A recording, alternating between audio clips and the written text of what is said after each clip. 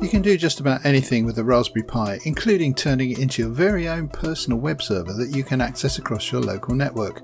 Hi, this is Phil from Make Tech Easier, and here we show you how to do it.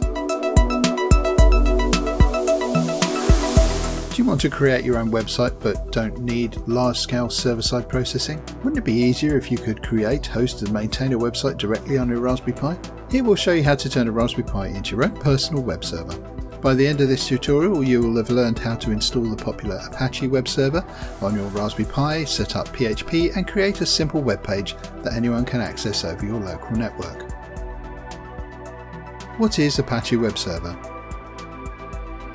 Apache is one of the most popular web server applications in the world, accounting for almost 40% of all web servers at the time of writing. Once you've set up Apache on your Raspberry Pi, you can use it to serve various files to anyone on the local network. What you'll need. To complete this tutorial, you'll need obviously a Raspberry Pi running Raspbian. If you don't already have Raspbian, you can grab the latest version on their website, link in the description, and flash it using Etcher, also link in the description.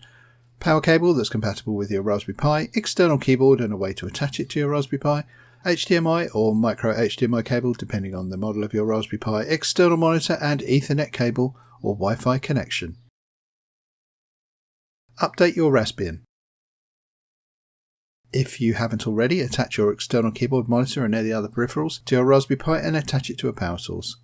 Before we start, it's best to make sure that the Raspbian you're running is the latest version. Launch a terminal window by clicking the little terminal icon in the toolbar. Type the following commands into the terminal: sudo apt-get update and sudo apt-get upgrade. If Raspbian does install one or more updates, reboot your Raspberry Pi by running the following command: reboot. Once your Raspberry Pi reboots, it'll be running the latest version of Raspbian. Install the Apache web server. Now you're ready to install the Apache 2 package on your Raspberry Pi. In the terminal, type the following command: sudo apt install apache 2 -y. And that's it. Your Raspberry Pi is now functioning as a basic web server. To see your Apache web server in action, you will need to enter your Raspberry Pi's IP address into the web browser. To retrieve this IP address, run the following command in the terminal window: hostname -i, capital I that is. This will return your Raspberry Pi's IP address. Then simply enter this address into any web browser. You should see the following page. Congratulations, you've just created your own web server. Get permission, editing Apache's HTML file. The It Works webpage is actually an HTML file that's located in your Raspberry Pi's /var/www/html folder.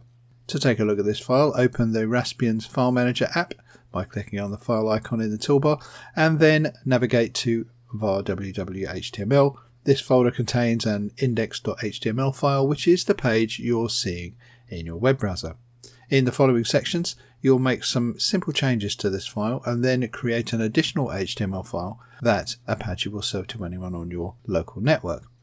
In a terminal window, change the directory or CD so that it's pointing at the index.html file, cd/var/www/html. Now run the following commands: ls-al. The terminal will now display some text explaining that the index.html file is owned by the root user. Before you can edit this file, you'll need to assume ownership. You can change ownership by using a terminal command. The following example assumes that you're using Raspbian's Pi username. If you manually changed it, make sure this is reflected in your terminal command. Sudo chown pi:\index.html. If you rerun the ls-al command, you should see that Pi now has permission to edit this file. HTML. Customize Apache's web page. You can now open the It Works page for editing by running the following terminal command: nano index.html.